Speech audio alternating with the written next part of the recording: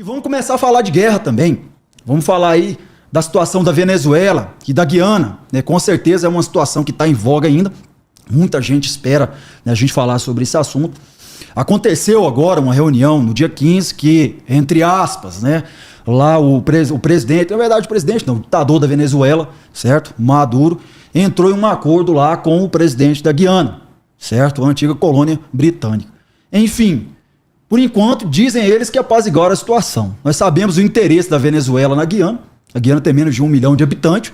A Guiana, de 2015 para cá, certo? Através da ExxonMobil, que é uma empresa americana que está situada no país, que extrai o petróleo de lá, descobriu aí uma das maiores reservas de petróleo do mundo, fazendo com que o PIB da Guiana crescesse 57% de 2015 para cá e fosse o país, de 2015 para cá, somando esses anos aí, que mais cresceu na história mundial. E isso, obviamente, desperta interesse, certo? E através desse interesse, a Venezuela trouxe aí à tona uma disputa antiga, que tinha desde o século XIX, né, sobre aquele território da Guiana, que, para quem não sabe, aquele território no século XIX já foi da Venezuela, né, Essequibo, que é aquele território ali da parte, certo, ocidental, que equivale a 70% do território, certo, onde que tem as maiores reservas de petróleo, e através de um acordo internacional, no começo ali do século XX, aquele território ele se tornou independente ali da Guiana, né, a antiga colônia britânica.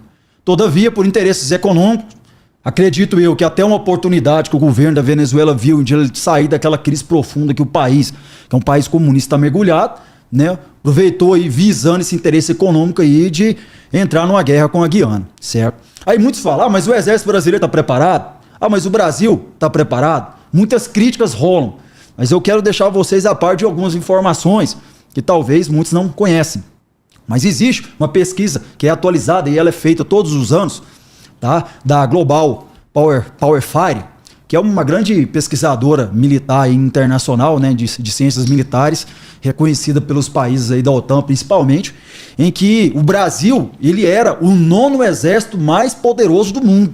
Aí muitos falam, de onde que esse doido tirou essa informação? Eu estou tirando informações com base científica, acredite quem quiser.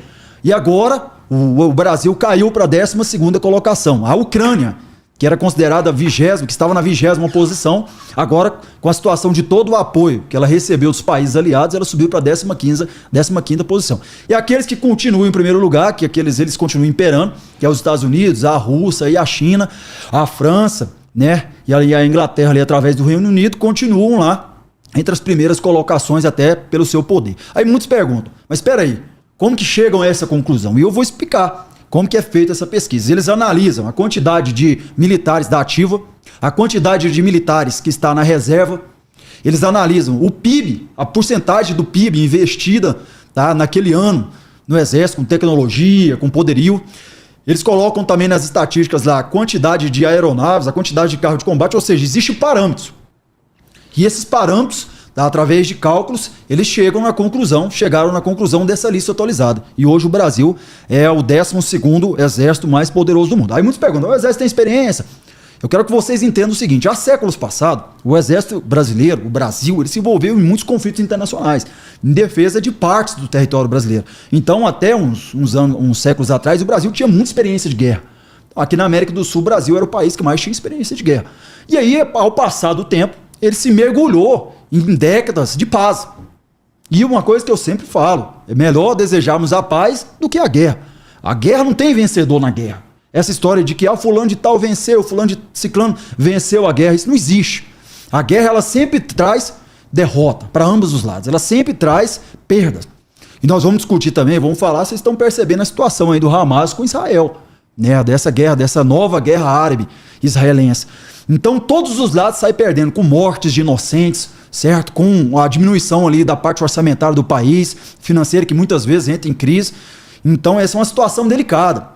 Então nós não podemos idolatrar a guerra, nós temos que desejar a paz a todo custo. Porém, todavia, né, se a guerra nos atingir, para proteger a nossa família, proteger que as nossas esposas, filhas sejam estupradas, situação de guerra, que é isso que acontece, aí nós pegamos em armas e vamos até aquilo que Deus nos permite ir, mesmo com a própria vida, para defender a nossa nação e defender nossas famílias. Todavia, não adianta o maluco ficar por lá, eu quero guerra. Quem fica falando isso é porque não tem ciência da gravidade que é uma guerra, não tem ciência das consequências que uma guerra pode trazer, certo? Enfim, nós temos muitos interesses para cuidar do nosso país do que no momento ficar preocupando com guerra dos outros, tá? Mas se a guerra nos atingir, né, que Deus nos abençoe, que estejamos prontos, tá, e preparados para combater. Então essas eram algumas dúvidas que eu queria retirar para a gente começar a falar dessa situação aí, né, da Guiana.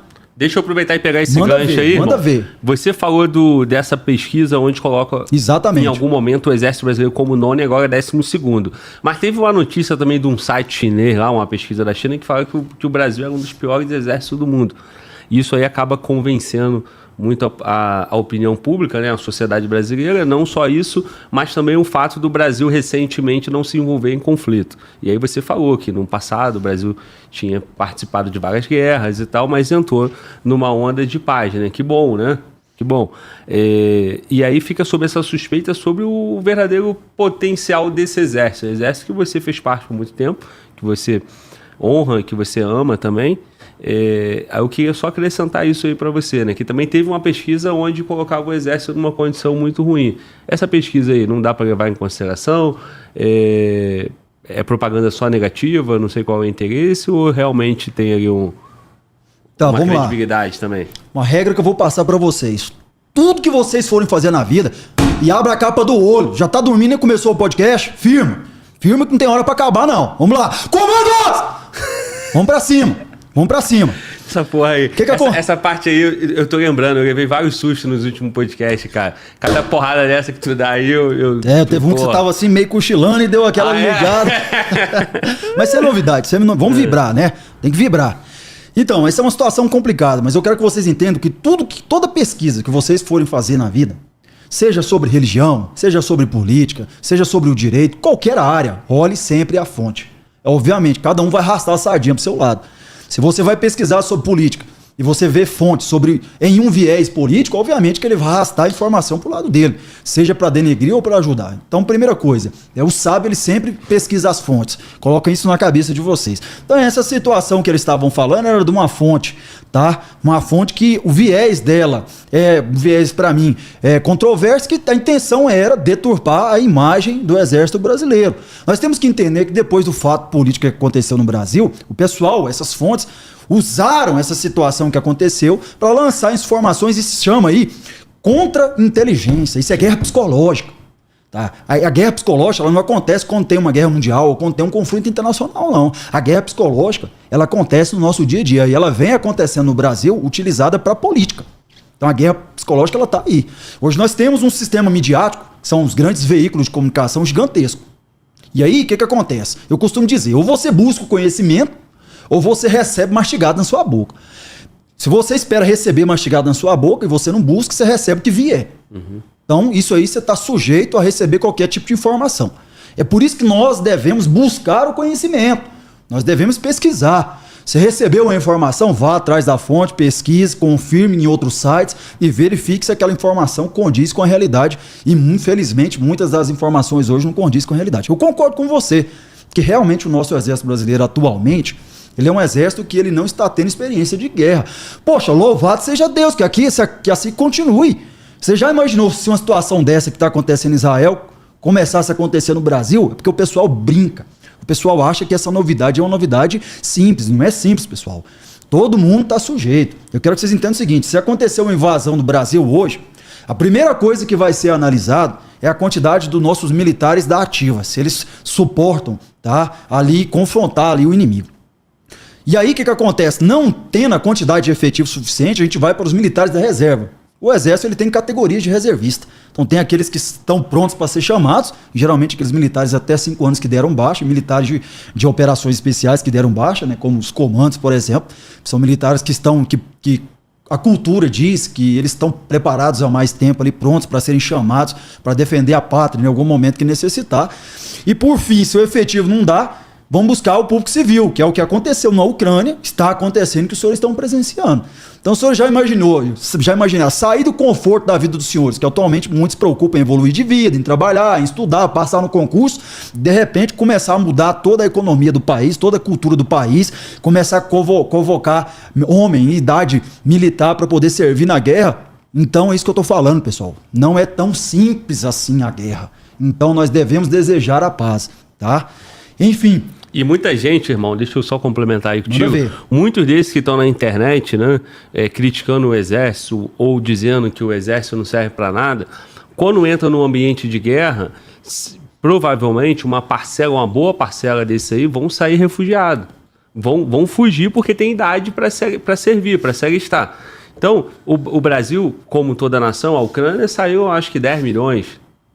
Uma população de 40, 10 milhões foram embora.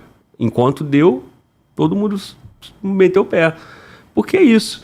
Você vai ficar lá para morrer, para ver tua família ser destruída, ou tu vai sair e proteger os seus? Vai ter gente que vai entender isso como covardia, outros vão dizer que é sabedoria. Então, quando tu pega uma nação igual ao Brasil, com 200 milhões, boa parte vai ter uma fuga absurda de pessoas indo embora, deixando tudo para trás, a casa que construiu, perder seus parentes, para não viver nesse ambiente de guerra. A economia vai para o saco, fica essa destruição toda. Eu percebo que glamorizam bastante a vitória na guerra, né, de ser um exército forte. Uma nação igual os Estados Unidos, que tem orgulho, tem esse patriotismo, tem esse amor pelo exército, mas o exército está lutando guerra em outro terreno. Perde o seu soldado, o seu combatente lá, os seus familiares, mas não é uma destruição dentro da tua casa, né? Então, tem diferença, né? Igual o Brasil mandou a FEB, né? Então, os nossos pracinhas aí, o Brasil perdeu acho que em torno de 500. É muita gente, é muito brasileiro, gente. Muita vida brasileira. Tudo bem que num país onde morrem 50 mil todo ano pela violência, mas são 500 combatentes, soldados que foram lá num propósito, né? Então, a gente estuda a guerra, a gente conversa sobre as guerras, se preparar, os militares, mas tem um preço que muita gente que fica falando não deve saber avaliar bem esse preço. Eu sou um estudioso da guerra, né, da ciência política, da guerra, desde a minha juventude, desde a minha adolescência. Presta atenção na seguinte situação. O pessoal da FEB que você citou, eles foram com um propósito muito nobre. É o que eu sempre falo. Homens de honra lutam por propósitos nobres. Homens que não têm honra lutam por qualquer coisa. Homens de honra lutam por propósito nobre. E homens que não têm honra lutam por qualquer coisa. Presta atenção na seguinte situação. O pessoal da FEB, lá, dos brasileiros que foram para a Itália na Segunda Guerra Mundial, foram lutar para que o demônio do nazismo não imperasse sobre a humanidade. Um nazismo que matou 6 milhões de judeus e muitas outras milhões de pessoas pelo mundo, pessoas inocentes, destruiu nações, escravizou nações, que nem a Polônia, que foi o primeiro país a ser invadido, né, pela Alemanha. Já pensaram se o nazismo, se a Alemanha naquela época, o nazismo, se Hitler tivesse ganhado a guerra? O que seria do mundo hoje? Vocês acham que vocês teriam a liberdade que vocês têm hoje? Então o pessoal saiu daqui com um propósito e voltaram com um propósito cumprido, com a honra. E hoje, né, até pouco tempo atrás, nós tínhamos um guerreiro, que até eu conheci ele pessoalmente no Comando de Operações Especiais, né, assim que eu entrei no Exército, claro, que ele serviu lá na Itália. Então isso sim. Agora vamos lá. Eu vou falar uma coisa que muitos vão me criticar, talvez seja até motivo de grande polêmica. Você tem uma família aqui no Brasil. Você luta por um ideal. Aqui no Brasil tem tanta coisa pra fazer. O camarada ele não faz nem ação social no quintal da casa dele. Aí não, aí ele quer pegar em armas, certo? Porque muitas vezes o cara ali, ele tá vibrando no passo errado que a gente fala, e ele quer ir pra outra nação, ele deixa a família dele aqui no Brasil, porque ele acha que ele tá defendendo um propósito. Ok, a Ucrânia tem um propósito, defendendo a nação dela. Todavia, nós temos as nossas próprias batalhas para travar. Você vai deixar a sua família aqui no Brasil sem ter, muitas vezes, esperança de retornar para trás? Calma, calma. Vai chegar o momento. Vai chegar o momento em que todos nós seremos convocados para a guerra. Não adianta vocês ficarem sentados no sofá e achando que esse momento vai chegar. Não, preste atenção. As guerras acontecendo. Ucrânia, Rússia, outra guerra árabe-israelense acontecendo. Aqui no nosso quintal, quase estourou uma guerra, que eu acho que aqui lá é uma situação que é uma estratégia utilizada pela Venezuela, tá? Mas que mais cedo ou mais tarde, vai rolar alguma coisa, tá? Pode se esperar de tudo. Então, calma, garotinho. Uma hora vai chegar o nosso momento. Aí, quando chegar o nosso momento, aí eu quero ver muitos que estão na internet bradando que pegariam em armas, se cobrando do exército, cobrando dos militares e policiais que estão em tudo quanto é lugar, em podcast, tudo, para salvar o país, para fazer alguma coisa. Aí eu quero ver como que vai ser a parada. Então, calma, tá? Fiquem em paz, aproveitem a paz, a liberdade que ainda Ainda se tem que chegará épocas que não teremos liberdade. E aí teremos que defender, tá? Teremos que defender a nossa família, a nossa nação e defender os nossos ideais, ok? Comandos! Então vibra, abra a capa do olho, tá? Você tá pelo menos levantando da cama para fazer sua atividade, para estudar para o seu concurso, tá cuidando da sua família, é isso que nós temos que ter na mente, pessoal. Homens de honra, a primeira coisa que eles fazem é cuidar da família. Não existe sucesso profissional sem sucesso familiar. Uma coisa está extremamente ligada com a outra. Existe o sucesso familiar que traz o sucesso profissional. Isso existe. Agora, o sucesso profissional sem o sucesso familiar é um sucesso oco. Esse sucesso ele não é verdadeiro, ele não existe. Porque as bases de um homem de honra, as bases de princípios, verdadeiros princípios, está no verdadeiro sucesso, que inicia da família para fora. É isso que eu quero que vocês tenham em mente. Então a primeira coisa que nós devemos fazer é cuidar da nossa família.